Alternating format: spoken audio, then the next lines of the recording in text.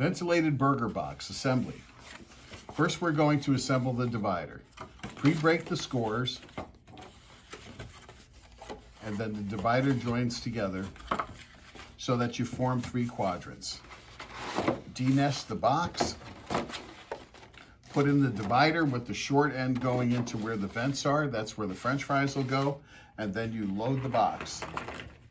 Put in the burger into the middle. French fries at the end where the ventilation is.